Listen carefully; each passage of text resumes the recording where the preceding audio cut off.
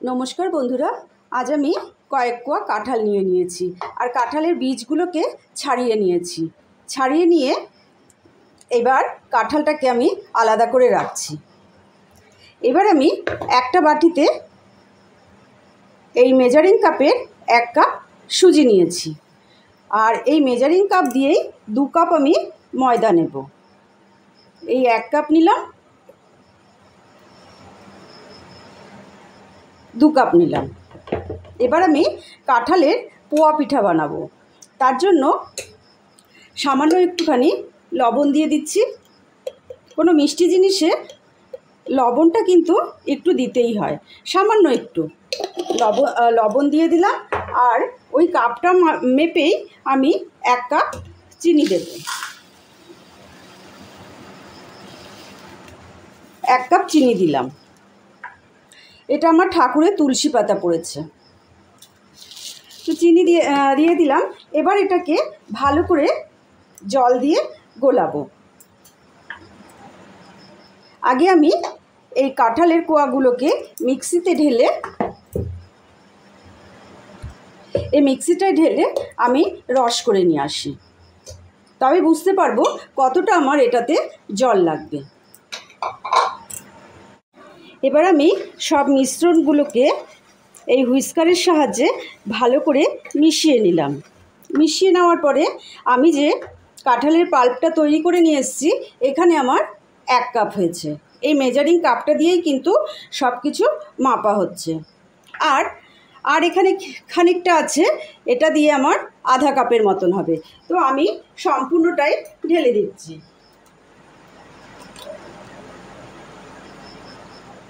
মোটামুটি আমাদের 1.5 কাপ হলো। 1.5 কাপ এটাকে ভালো করে আমি মিশিয়ে নিলাম। এরপর আমি এটাতে জল দেব। অল্প অল্প করে আমাদের জল দিতে হবে যাতে জলটা খুব একটা বেশি না হয়ে যায়। আমি 1.5 কাপ জল দিলাম। 1.5 কাপ আমি কাঁঠালের পাল্পটা দিলাম আর 1.5 কাপ আমি জল দিলাম। এটাকে এখন ভালো করে মেশাতে হবে। এটা আমাদের মেশানো হয়ে গেছে। আমি এখানে আমার ঘরে এলাচ গুঁড়ো করা ছিল, সেই এলাচটা খানিকটা দিয়ে দিলাম। আর আমি মৌরিটাকে ড্রাই রোস্ট করে এর মধ্যে পিষে নিয়েছি, এটা আমি দিয়ে দিলাম। এতে কিন্তু মৌরিটা দিলে পরে খুব এর স্বাদ বেড়ে যায়। আমি সম্পূর্ণটাই দিয়ে দিলাম। দিয়ে আবার ভালো করে এটাকে হুইস্কারের সাহায্যে ঘুরিয়ে নেব।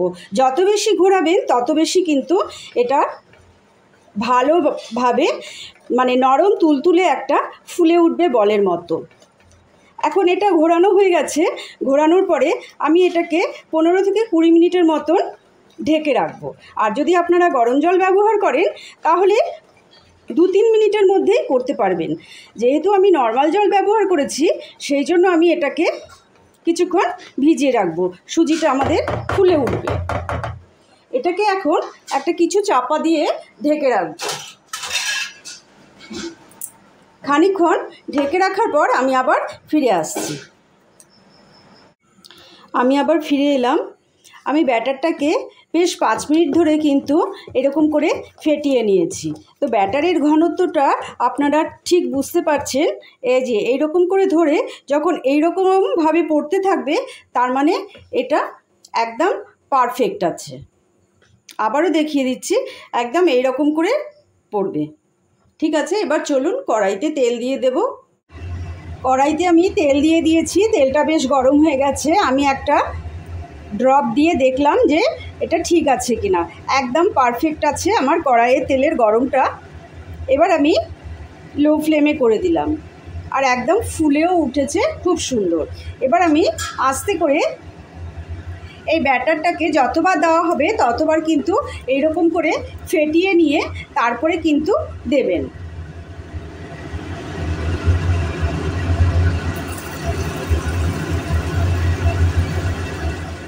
ফ্লেমটা কিন্তু লোতে রাখবেন।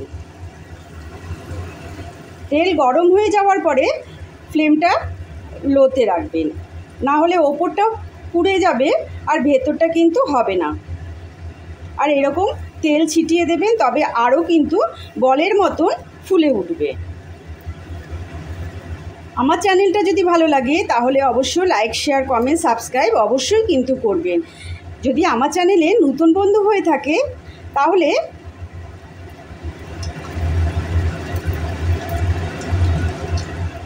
এবার এটাকে আমরা উল্টে দিলাম। যদি আমার চ্যানেলে নতুন বন্ধু হয়ে থাকেন তাহলে কিন্তু চ্যানেলটিকে সাবস্ক্রাইব অবশ্যই কিন্তু করবেন, তাহলে অল নোটিফিকেশান আপনাদের কাছে পৌঁছে যাবে।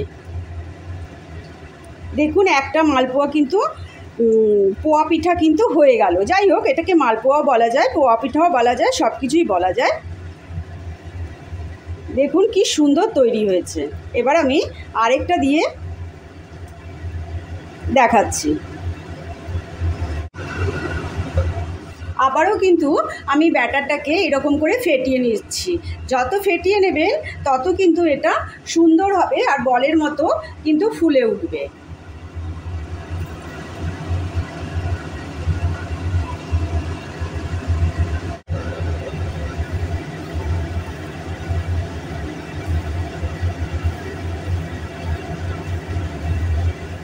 এইরকম করে তেল ছিটিয়ে কিন্তু অবশ্যই দেবেন।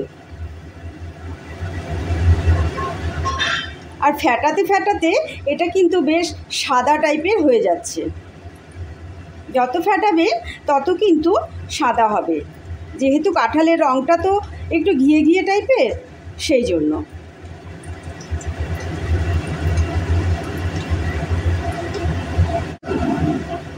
এটাকেও আমি উঠিয়ে ফেললাম। এই রকম করে আমি সবগুলো করে ফেলছি। করে ফেলার পরে তারপর আমি আবার দেখাচ্ছি আপনাদের। আমাদের কিন্তু পাকা কাঁঠালের পোয়া পিঠা তৈরি হয়ে গেছে। এই রকম যদি নরম নরম ফুলকো ফুলকো পোয়া পিঠা হয়, কার ভালো লাগবে না? প্রত্যেকের ভালো লাগবে। আর প্রত্যেকেই কিন্তু খুব আনন্দ করে খাবে, বাচ্চা থেকে বড় প্রত্যেকেই কিন্তু খুব ভালো করে খাবে। এই রকম নিত্য নতুন রেসিপি পেতে হলে আমার চ্যানেলটিকে অবশ্যই কিন্তু সাবস্ক্রাইব করবেন। আবার কোনো দিন হাজির হয়ে যাব নতুন কোনো রেসিপির সঙ্গে। ততক্ষণের জন্য আপনারা সুস্থ থাকবেন, ভালো থাকবেন। একটা লাইক করতে ভুলবেন না কিন্তু।